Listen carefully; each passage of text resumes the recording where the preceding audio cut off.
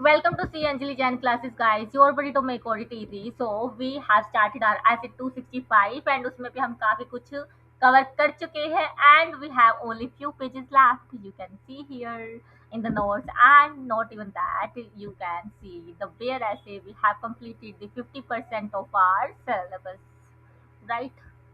I think I have clicked the investor zone of DLF by mistake.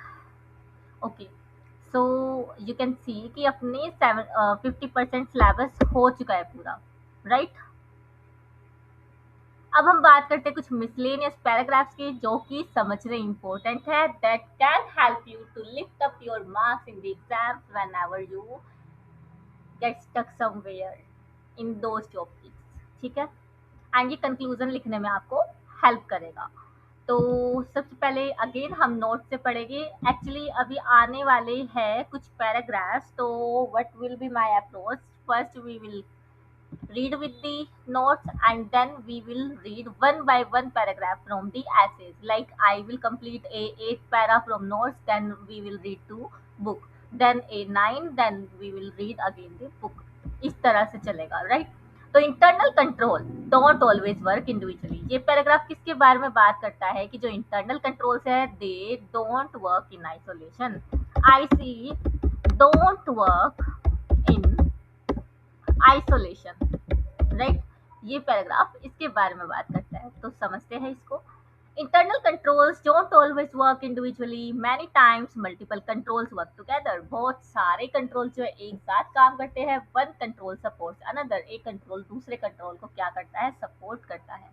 Manual plus automatic controls combine together, हम manual and automatic controls को क्या कर सकते हैं, combine कर सकते हैं together. Auditor should not evaluate deficiency in isolation only, auditor को डेफिशिएंसी को सिर्फ और सिर्फ आइसोलेशन में नहीं देखना चाहिए। He should combine all the deficiencies and then assess the risk of material misstatement. For example, control में ऑपरेट इंडिविजुअली और in combination control can function alone, अकेले भी काम कर सकते हैं और साथ में भी मिलके काम कर सकते हैं टुगेदर एज कंट्रोल सिस्टम। जैसे automatic controls and manual controls को हमने जोड़ दिया। ERP automatically blocks customer exceeding credit limit, credit limit जैसे ही एक्सीड हो जाएगी, फॉर एग्जांपल मेरा कस्टमर एक्स है, सॉरी मेरा कस्टमर वाई है, ठीक है। एक्स बोलूंगी तो यहाँ पे बच्चों का दिमाग कहीं और चला जाएगा। तो अपना कस्टमर है वाई, तो वाई जो है ऑलरेडी 4,50,000 का सामान क्रेडिट पे ले चुका है। The moment he purchases more than 5 lakh या फिर टिल द 5 लाख, तो वहां पे क्या हो जाएगा, मेरे को रेड फ्लैग पॉपअप हो जाएगा इन माय सिस्टम एंड वो एंट्री को क्या कर देगा, ब्लॉक कर देगा, because that will now need the approval of the sales manager. And now manual control, credit manager reviews overdues balance weekly, जो क्रेडिट मैनेजर है वो ओवरड्यूज बैलेंसेस को वीकली देखता है। लाइक आपको भी पता है ना, जब हम डाटा रेजिंग बनाते हैं तो डाटा रेजिंग भी हमारी बकेट्स में बनती है, शेड्यूल 3 डिवीजन 2 एंड डिवीजन 1 के अकॉर्डिंग। जो बच्चे बैलेंस शीट बनाते हैं उनको पता ही होगा, नोट्स टू अकाउंट में हमें डिस्क्लोज करना पड़ता है, राइट। तो credit managers reviews overdues balance weekly, both controls reduces receivable risk, दोनों ही कंट्रोल किसको रिड्यूस करने वाले हैं, रिसीवेबल रिस्क को, राइट। देन उसके बाद वन डेफिशिएंसी अलोन में नॉट बी सफिशिएंट, एक डेफिशिएंसी अलोन सफिशिएंट नहीं होगी, deficiency in combination are significant, sorry significant नहीं होगी, बट जब हम उन्हें क्या कर देते हैं कंबाइन, तो वो क्या बन जाते हैं, significant. For example revenue cycle है, इंडिविजुअली क्या हुआ, एक एक डेफिशिएंसी को अगर हम देखें, no segregation of duty between sales entry and invoice generation, sales entry कोई और पास करेगा, इनवॉइस कोई और जनरेट करेगा, राइट। ऐसा यहाँ पे नहीं था। तो अलग से देखो तो ये एक मॉडरेट लेवल की गलती है जिसको कि हम सुधार सकते हैं। फिर उसके बाद नेक्स्ट एफिशिएंसी थी no reviews of sales return, और ऊपर से जो सेल्स हम कर चुके हैं सेल्स रिटर्न आ जाती है तो उसका भी कोई रिव्यू नहीं है। Weak payment control in the ERP, payment आएगा, ये पता नहीं मैंने पे वर्ड क्यों लिख दिया। Weak payment control in ERP, ERP में control system on the payment क्या है, वीक है। तो अब देखो ना तो सेग्रीगेशन ऑफ ड्यूटी है, ना ही सेल्स रिटर्न का रिव्यू हो रहा है और ना ही जो पेमेंट हो रही है उसका कोई रिव्यू है। तो एक साथ अगर हम इसको देखेंगे तो यहाँ पे मेरा पूरा पूरा रिस्क ऑफ मटेरियल मिसस्टेटमेंट क्या हो जाएगा, ट्रिगर हो जाएगा। क्रिएट फेक सेल्स क्रिएट हो जाएगी। रिवर्स अनवांटेड एंट्रीज, अनवांटेड जो एंट्रीज आप नहीं चाहते उसको हम इजिली रिवर्स भी कर सकते हैं। क्यों करेंगे, मैनिपुलेट करने के लिए रिकॉर्ड्स को विदाउट डिटेक्शन। कोई हम फुटप्रिंट्स नहीं छोड़ेंगे और रिकॉर्ड्स को क्या कर देंगे, डिलीट फॉर मैनिपुलेशन पर्पस। अब आपको समझ आया। लाइक आइसोलेशन में तो हमें लग रहा था कोई नहीं, हो जाएगी ठीक, बट एक साथ जब हमने देखा स्टार्टिंग से लेके एंड पेमेंट तक क्या है, एंड पेमेंट तक ग्लिचीज ही ग्लिचीज है, तो यहाँ पे रेवेन्यू को आसानी से क्या किया जा सकता है, मैनिपुलेट किया जा सकता है, राइट। तो this was our para number A8। इसी को हम बुक से एक बार पढ़ लेते हैं। आई थिंक आपको ये जो कॉन्सेप्ट है वो क्लियर हो गया होगा। बेसिकली इसमें ये बोला ICs don't work in isolation. Isolation में वर्क नहीं करते हैं। एक ही प्रोसेस को, एक ही ट्रांजेक्शन को करने के लिए मल्टीपल आईसीज लगे हो सकते हैं। हमें ओवरऑल पिक्चर्स देखना चाहिए, आईसी का कंबाइन करके देखना चाहिए, ना कि individually. Control may be designed to operate individually or in combination to effectively prevent, detect, and correct misstatement. For example, control over account receivable may consist both automated and manual controls designed to operate। automated control में मैंने आपको वो दे दिया कि flag हो जाएगा message अगर 5 लाख से क्रेडिट लिमिट ऊपर है तो, ठीक है। और मैनुअल में हमने देखा कि वीकली रिव्यू होता है सेल्स मैनेजर के द्वारा डेटर्स का, ओवरड्यू बैलेंस का, to prevent, detect and correct misstatement in the account balances. A deficiency in internal control on its own may not be sufficiently important to constitute a significant deficiency. However, combination of deficiencies affecting the same account balance or disclosure relevant assertions or component of IC may increase risk of material misstatement to such an extent as to give rise to a significant deficiency।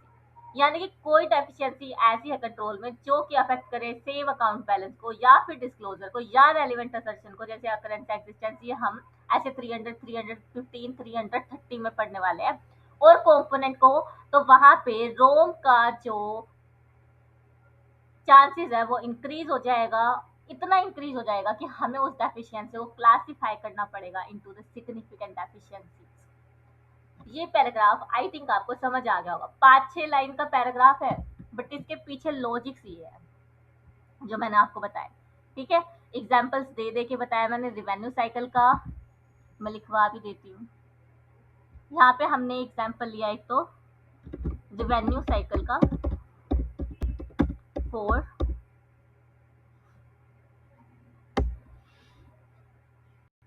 Combination of IC deficiency, ठीक है।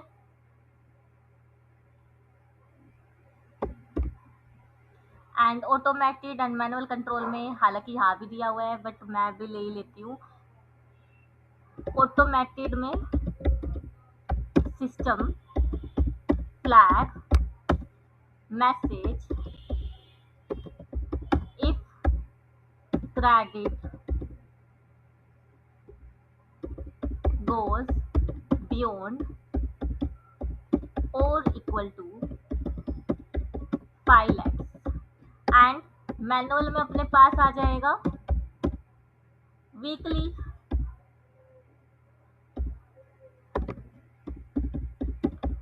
Overdue balance review by sales manager, ठीक है।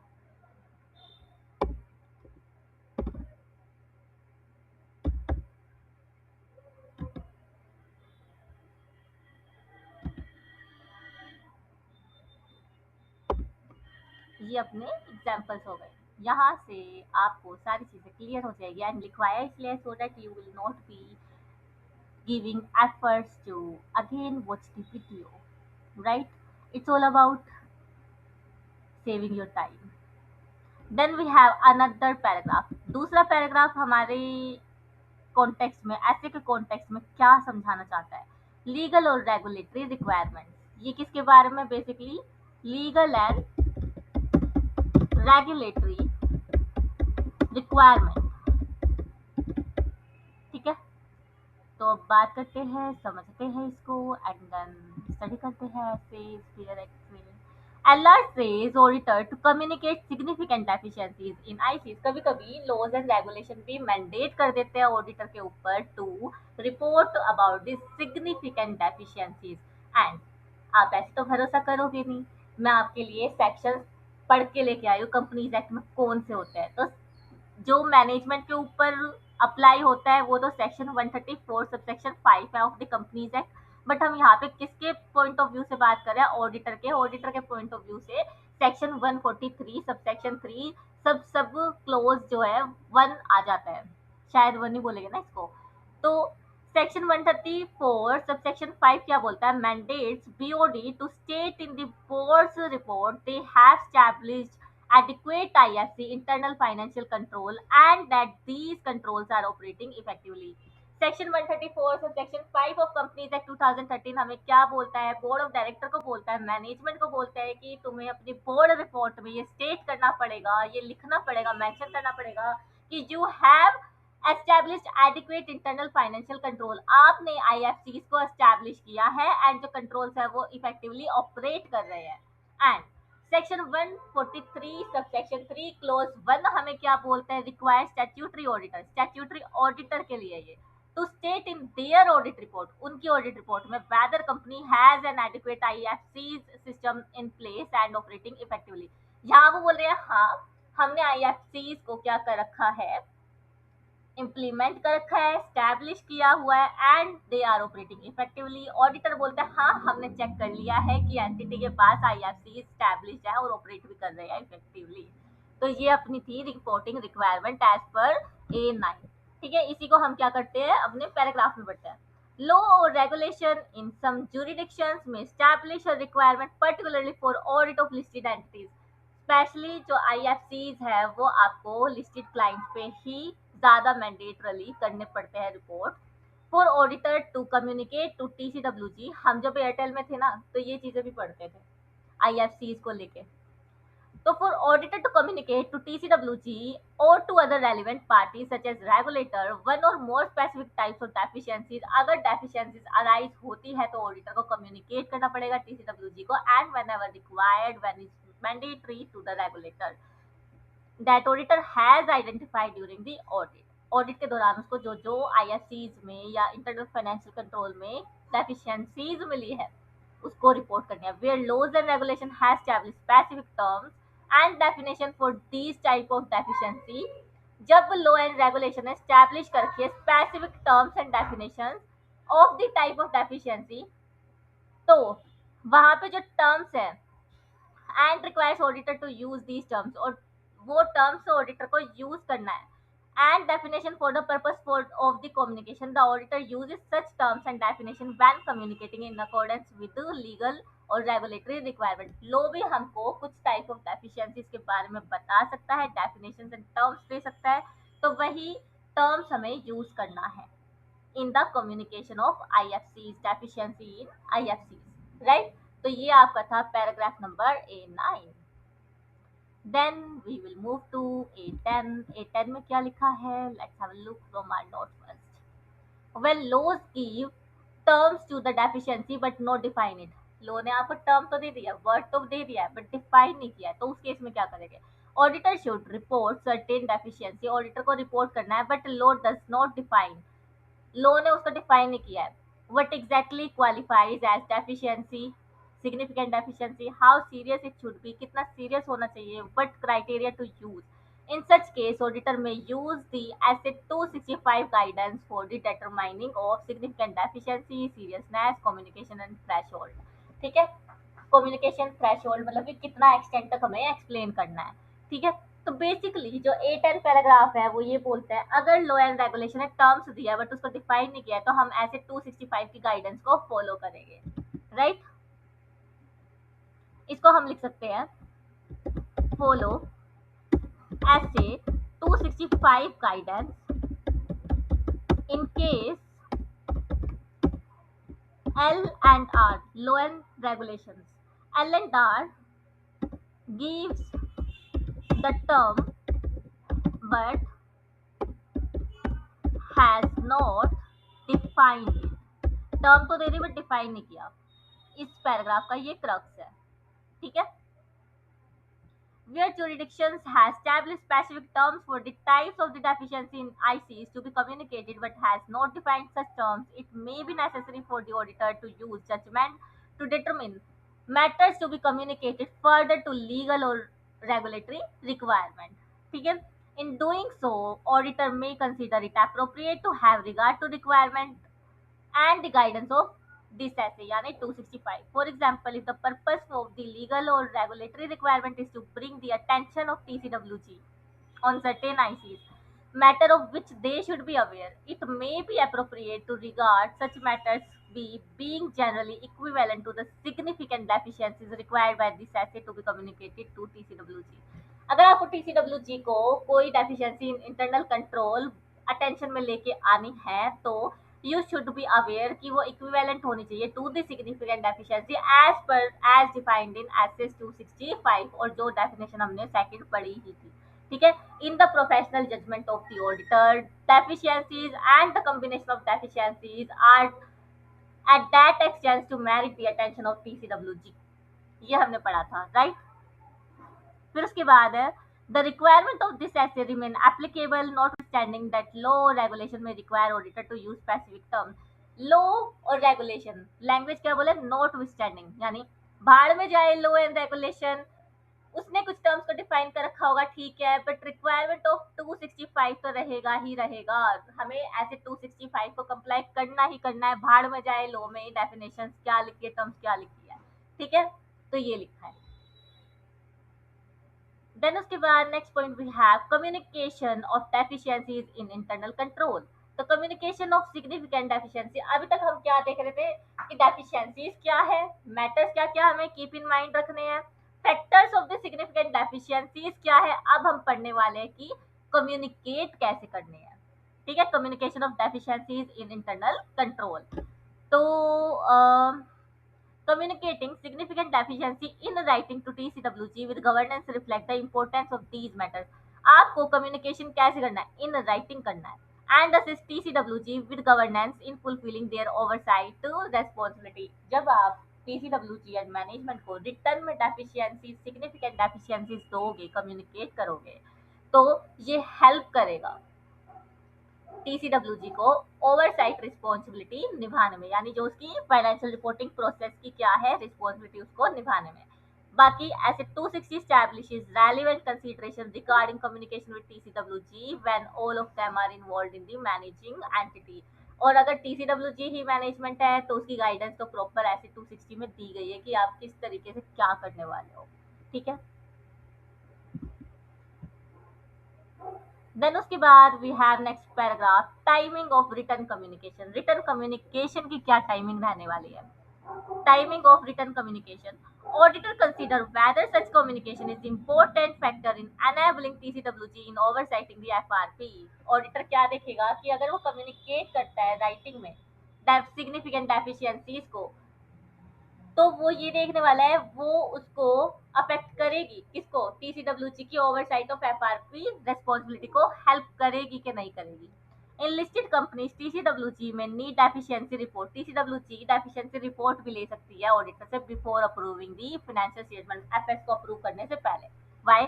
Because regulator expect TCWG to evaluate internal control before financial statement has been approved। Financial statement को approve करने से पहले regulators चाह सकते हैं TCWG से टू इवेल्युएट इंटरनल कंट्रोल। इस वजह से जो TCWG है वो डेफिशिएंसी रिपोर्ट भी ले सकती है ऑडिटर से। एंड नॉन लिस्टेड एंटिटी के केस में होगा, in smaller non listed entities communication में हैपन लेटर, कम्युनिकेशन बाद में भी हो सकता है, बट लिस्टेड एंटिटी के केस में एफएस को अप्रूव करने से पहले होगा। It must be done on the timely basis, timely basis पे होना चाहिए। It becomes the part of audit document, क्योंकि इसको हमें ऑडिट डॉक्यूमेंट का क्या बनाना होता है, पार्ट बनाना होता है। एंड यहाँ पे फिर अपना कौन सा कॉन्सेप्ट आ जाता है, ऐसे 230 का आ जाता है। अगर हम बाद में दे रहे हैं तो वो डॉक्यूमेंटेशन के बाद नहीं होना चाहिए कि फाइनल ऑडिट असेंबली करनी होती है, हमें फाइनल ऑडिट फाइल की असेंबली करनी होती है with in the 60 days of concluding the audit report issue करने के 60 डेज के अंदर अंदर हमें क्या करना पड़ता है, ऑडिट फाइल की असेंबली। तो final audit file as per S 230 we are talking should be assembled in 60 days after date of auditor's report। तो फाइनेंशियल ईयर 25-26 का ऑडिट था, हमने 31 मई को क्या कर दी थी, ऑडिट रिपोर्ट इशू कर दी थी। तो 60 दिन कहाँ तक हो जाएंगे, 30 जुलाई तक हो जाएंगे, राइट, 30 जुलाई तक ही हो जाएंगे 60 डेज। तो यहाँ इस इंटरवल में ही मेरे को क्या करना है,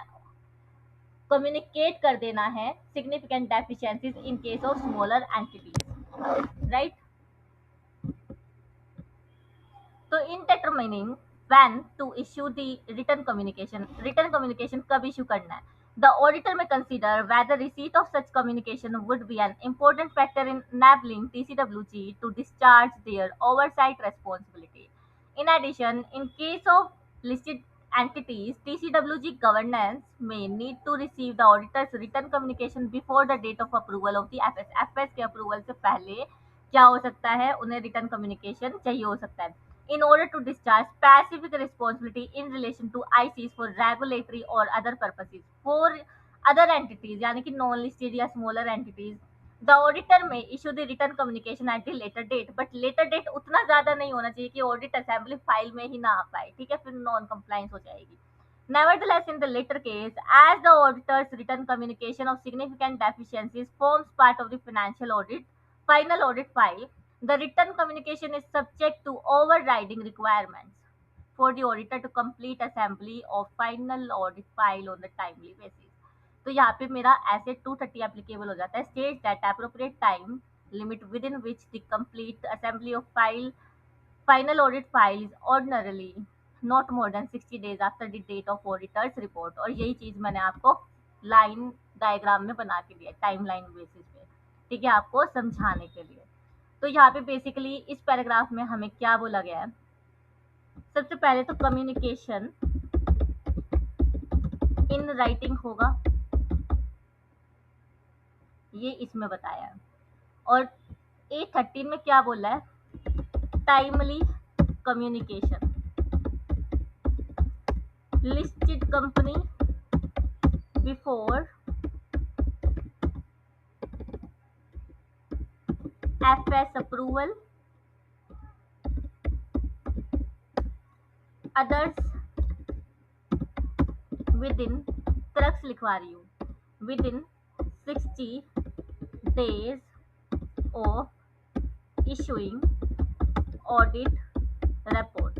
लॉजिक क्या रहेगा वो बता दिया, एज पर ऐसे 230, मतलब वो लेटर डेट पे भी दे सकते हैं बट ऐसे 230 से लेट नहीं होना चाहिए। ये एमसीक्यू में आ सकते हैं आपके केस स्टडी बेस, होगा वो 265 का ही केस बट लॉजिक उसके पीछे ये है, ठीक है। देन उसके बाद वी हैव अनदर छोटा सा paragraph A14, regardless of timing of return communication of significant deficiency communicate orally first instance to the management plus TCWG। Communication आपको पता है एफएस अप्रूवल से पहले देना लिस्टेड कंपनी के केस में, and non listed and other small company के case में आप लेटर डेट पे भी दे सकते हो, बट चाहे टाइमिंग जो भी हो, जैसे ही आपको पता चल जाता है कि there is deficiency in internal control, तो आपको मैनेजमेंट और TCWG को बता देना चाहिए सो दैट वो रेमेडियल एक्शंस को ले सके, ठीक है, remedial action. But it doesn't relieve auditor to communicate in writing. Orally तो आपने बता दिया बट राइटिंग में तो फिर भी आपको देना ही देना पड़ेगा, यही बोला है। Regardless of timing of written communication of significant deficiencies, the auditor may communicate these orally in first instance to the management। जैसे ही घटना घटी वैसे ही मैनेजमेंट को बता दो एंड TCWG को बता दो, so that it may assist them to take remedial action to minimize the wrong। Doing so, however, does not relieve auditor of the responsibility to communicate significant deficiencies in writing, ठीक है। तो basically इसमें crux ये है, जैसे आपको IC में deficiency पता चली, मैनेजमेंट और TCWG को बता दो, क्यों, so that they can take remedial actions. ठीक है, ये इसका क्रक्स है। But this will not relieve auditor to give the return communication. ठीक है,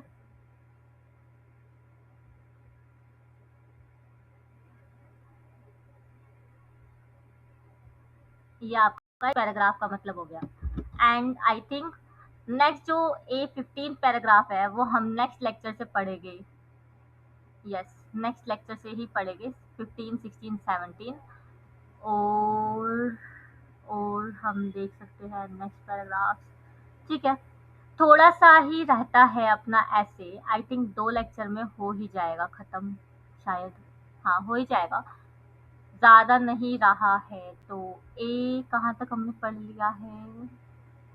A14 तक हम पढ़ चुके हैं। A15 से हम नेक्स्ट लेक्चर में स्टार्ट करेंगे। कोई डाउट है? आज का तो लेक्चर इतना हैवी भी नहीं है, बट स्टिल ये MCQ के लिए इम्पोर्टेंट रह सकता है। केस बेस आपको पता ही है, आते हैं बहुत अच्छे वाले लेवल के, तो वहाँ पे ये छोटी-छोटी चीज़ें काम आ सकती है आपको। जब हम ICAI के 35 MCQ बुकलेट सीरीज़ लेके आएँगे, तब वहाँ पे हम इनको दोबारा से कनेक्ट करेंगे, right? So have a good day, keep revising the stuff, and if you have any doubts, you may ask me on my Telegram channel and in the comment section of the YouTube. One-to-one resolution will be given to you. Okay, so stay connected with CA Anjali Jam. Bye bye, guys. Take care. Good night.